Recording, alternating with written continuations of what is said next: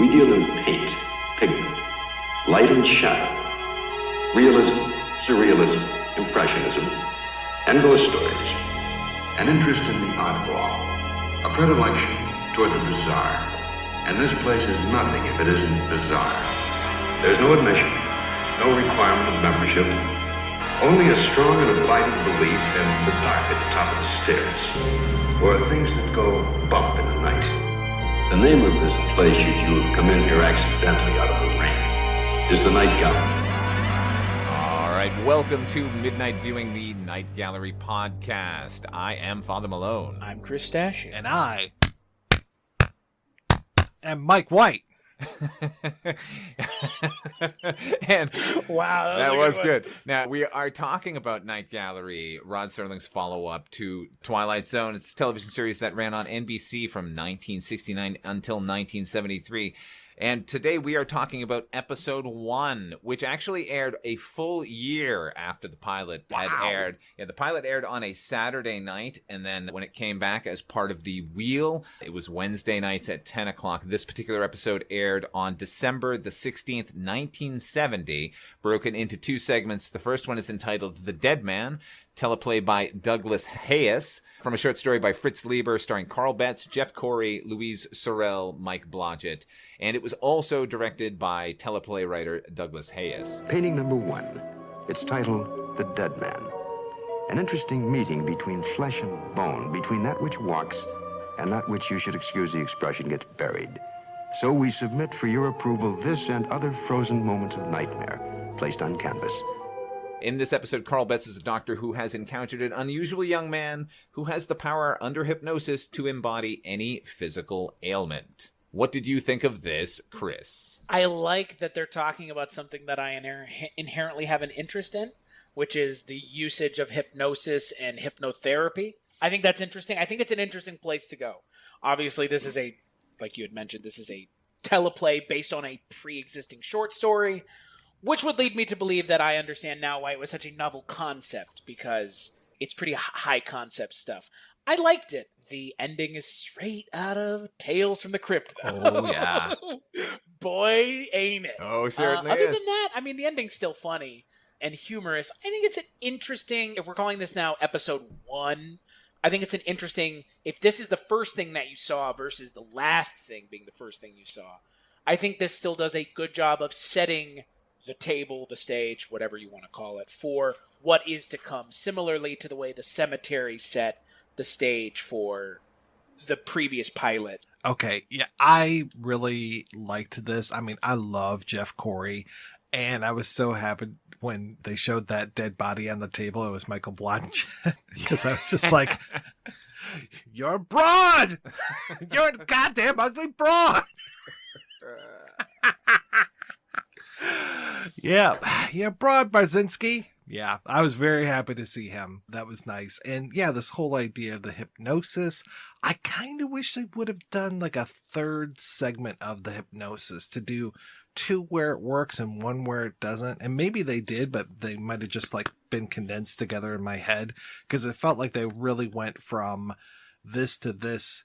And the screw up, the accidental screw up, and this whole idea of your mind's tricking you and all this kind of stuff. I was like, that's kind of interesting. And then I did also like that Dr. Max Redford is just openly cuckolded by his wife, but he seems okay with it as long as he's getting his jollies medically. Then it was okay. So interesting. And yeah, I think having Fritz Leiber behind the original typewriter, I thought really loaned this some credibility and some more interesting turns than we normally would get in a short segment like this. Yeah, I agree.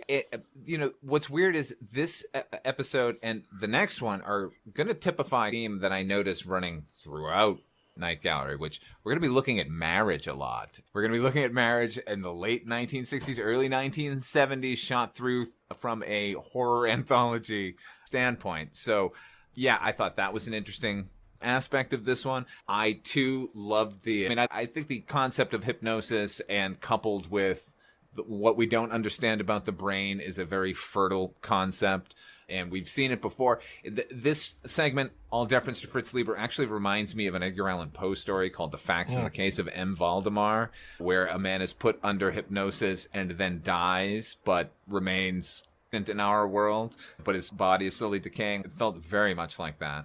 Yeah, Jeff Corey is the Doctor, by the way. I love him. I love seeing him in anything he is. And oddly enough, he ends up directing about 9 segments of the particular series that we're watching. I didn't know he was that prolific a director, but I guess he and Rod must have gotten along. And Louise Sorel, the wife in it, she's going to appear later in an adaptation of an H.P. Lovecraft story called Pickman's Model. I love all the acting in this. I love the concept. The ending is a little, forgetting the code is a bit much. I think you're right, Mike. We needed a moment where we saw him do that once, at least once. Like the second time he fucks it up, and then the third time everything works fine, and then we've at least got some basis for it happening. But I do love the final bit, particularly the sort of use of the flashlight. When she goes screaming to the cemetery, good thing there's a cemetery right next door to this house. And then when she goes screaming out and she doesn't stop screaming, oh my God, I was laughing quite a bit. So good. And I love the very theatrical banging out of the sort of Morse code on the lid of the coffin. But when the Doctor finally shows up and the sort of the one tracking shot, and it's handheld, it's so immediate and wonderful. Look, that final makeup, it's not technically a makeup, right? It's like it's a mannequin, if it's anything at all. It's a mannequin. Yeah. That's not a little too desiccated to be actual makeup. It's not great, but the effect is pretty fantastic. It's pretty creepy. I like it. I did not like the equivalent to Norma Bates in Psycho. It's that level of but the way it's lit, right? That's the key. We do need to talk about the horrible day for night. However, during that entire sequence, it was like day for mid-afternoon. It was like, and it wildly, like, the quality jumped from shot to shot. Like, it was like clearly daylight, and then suddenly it was nighttime. I don't know.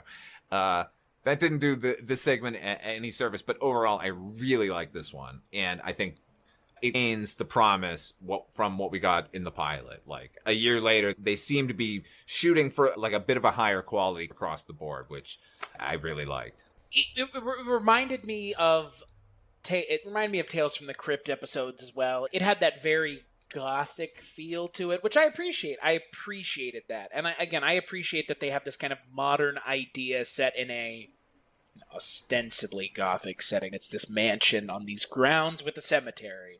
So I don't know what's more gothic than having a cemetery in your backyard, but I would wager that having a cemetery with mausoleums in your backyard is pretty goddamn gothic. Oh yeah. So I like the concept. I like the finale, but I like you said, Mike, I wish there was just a little bit more to build that tension of, okay, is it going to work this time or no? And they just go right into the second one of, no, it's not working this time. Sorry. It's whoa. Yeah. Shit, we're just getting to know these characters. I kind of like, too, that you don't see the finale, that it's just the horror of it from Corey's POV. I had a little trouble, and the door was answered, and she just looked so rough. I was like, okay, how long has it been? I wasn't really sure how long it was until they showed how desiccated. What's his name in Beyond the Valley of the Dolls? Is like Lance Rock or whatever. But I was so glad when they showed just how desiccated he was. I was like, oh, okay, so it's been a while, but I kind of wish it would have been like, I haven't seen you in 6 months or something like that. Yeah, I agree. It definitely needed that. I think like you said, the state of her was supposed to tell us that it's been some time, but that could have been a week later, for Christ's sake, if you're that grief-stricken. So, yeah, that needed to be more clear. But I got to say, at the very end, in that shot with the flashlight panning around, the shot of her as catatonic was particularly haunting. She was good. Oh, yeah. I love a character going insane at the end of a horror thing. All right, and then we're on to The Housekeeper. This one was written by Matthew Howard. That's a lie. It was actually written by Douglas Hayes, who wrote the previous segment, and it stars Larry Hagman, Susie Parker, Jeanette Nolan, and was directed by John Meredith Lucas. Interesting, John Meredith Lucas wrote the Changeling episode of the original Star Trek, so he created Nomad and gave us Scotty's immortal line, "I'm giving it all she's got." That same guy directed this episode. Painting number 2. Something on the abstract side to annotate that which is not abstract at all. Greed, avarice, and man's constant hunger to change what he doesn't like by whatever means. Said means in this case being a little science mixed with a little black magic. Welcome, if you will, the Housekeeper. Larry Hagman is an unhappily married man looking for the perfect mind for the perfect body. What did you think of this one, Mike? Man, Larry Hagman is fucking awesome. I know he played comedy in I Dream of Jeannie, but I grew up more with him playing a villain on Dallas. And so when I see him playing comedy and he plays some really just goofy looks to him, almost reminded me of like Victor Buono, but like a taller, thinner Victor Buono at times. Yes. And that facial hair. And the hair helmet that he was wearing. I really liked what was going on in this episode. It kind of falls apart a little bit at the end, but man, his monologue when he's explaining the witchcraft stuff to the housekeeper, and then how he just kind of drops it like, oh, you don't need to know all this. And I'm like, no, we don't need to know all this. And I kind of like that the screenplay is smart enough to just drop it right there, not give us all this stuff. It was pretty funny too, because a few months ago on the show, we covered the Mephisto waltz. So this whole body swapping thing through witchcraft, I was just like, okay, this is kind of neat. This is like the funny version than the Mephisto waltz. And I think it was right around the exact same time. So I was like, yeah, I'm here for this. So, and I love I don't know if that poor housekeeper was as ugly as she was in this episode. I think they made her up quite a bit. My God, what they did with her nose and mouth and everything, that makeup job or whatever they were doing, she looked phenomenally bad, which I loved. I was expecting Larry Hagman to turn into a Rottweiler. That's what I was expecting when he's dabbling in black magic with that facial hair. I enjoyed it. I think, like Mike, I'm going to echo Mike a little bit and say the ending obviously falls apart. As someone who hasn't seen a lot of Larry Hagman stuff, but works with someone who has Larry Hagman stories, Larry Hagman is a lot cooler of a dude than I was being led to realize, I guess, by the character he played on the thing he's known for in Dallas, obviously, for a lot of us. So it's cool to see him in this, like you said, Mike, doing something different. And the story, take it or leave it. It's a body swap thing with a little injection of black magic, or science. I don't know. Like, black magic and beakers aren't normally hand in hand. Yeah. It's normally one or the other. You don't normally have a scientist doing black magic. It's black magic practitioner or a scientist doing his own science stuff. Other than that, I thought it was pretty funny. I like the way it ended. The ending was pretty funny, but it's funny, which is weird because I wasn't expecting it to be funny. Yeah. I don't know. If you had told me this is going to be a funny episode, I'd been like, okay, but that's not what I'm expecting. Yeah.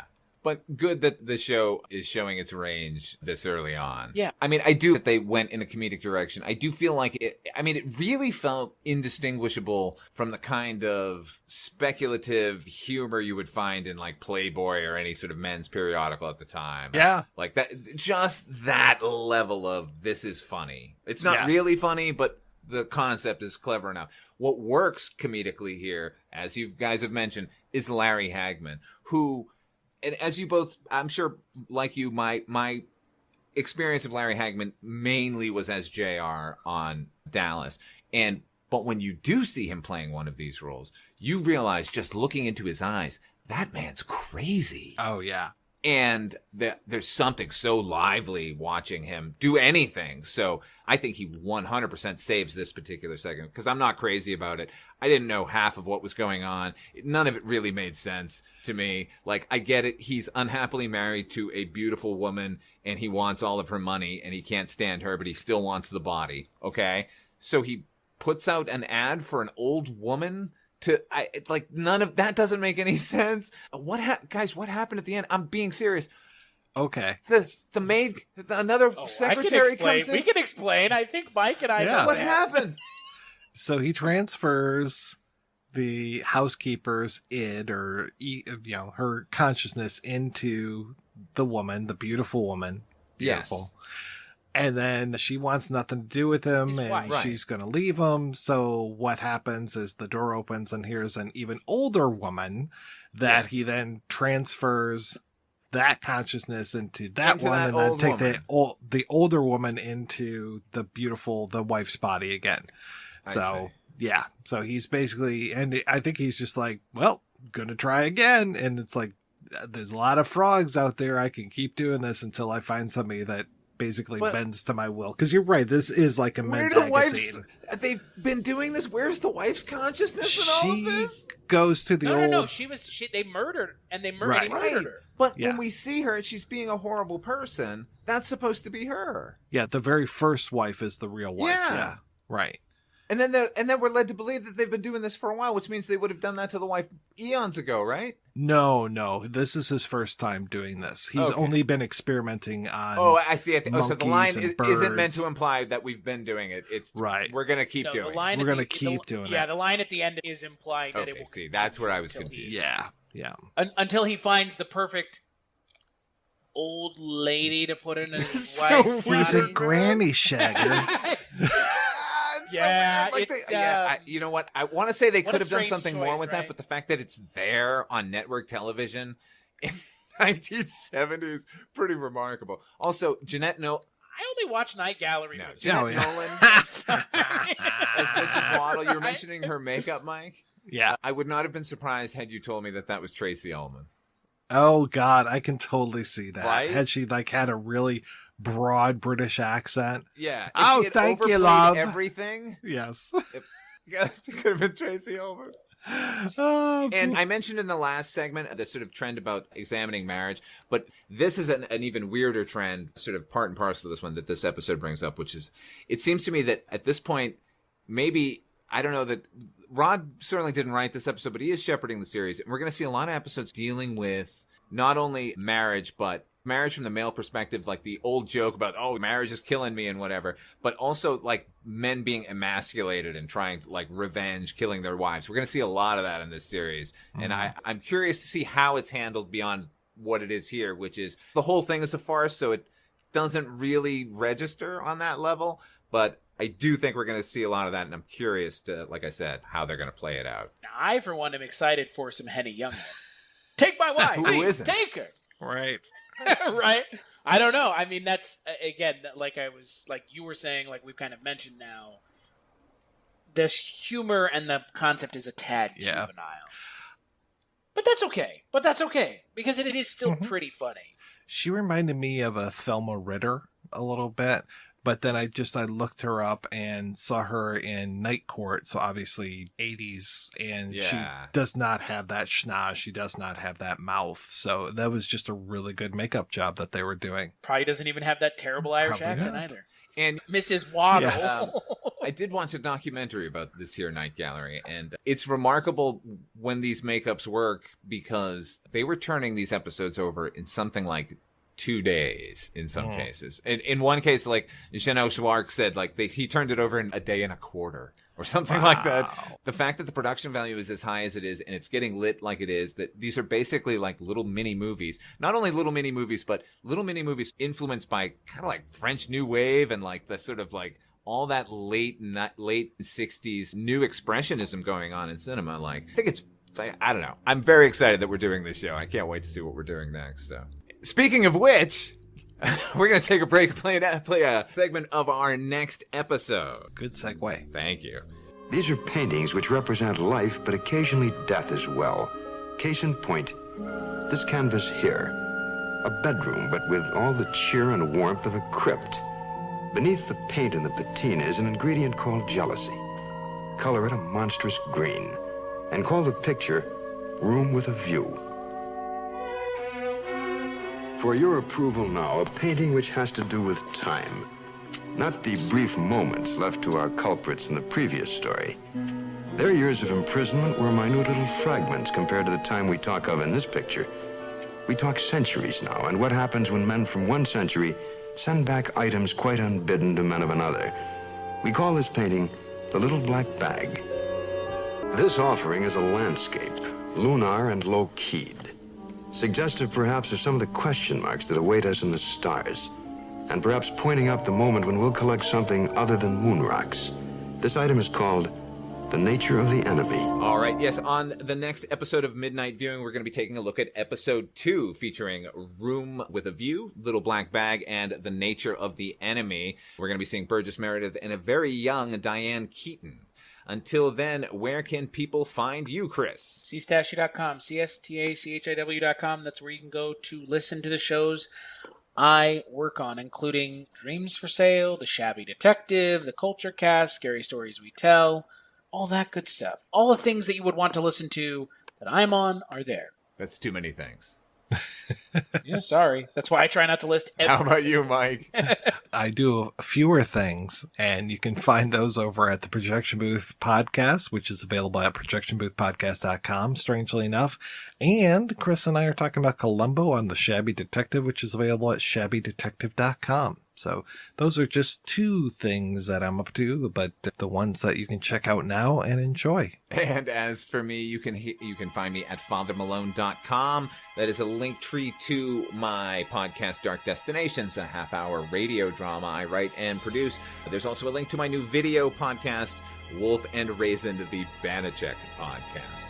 As always, thank you for tuning in. And actually, thank you to HP Music, who has done the music for our little podcast here. And we will catch you on the next episode.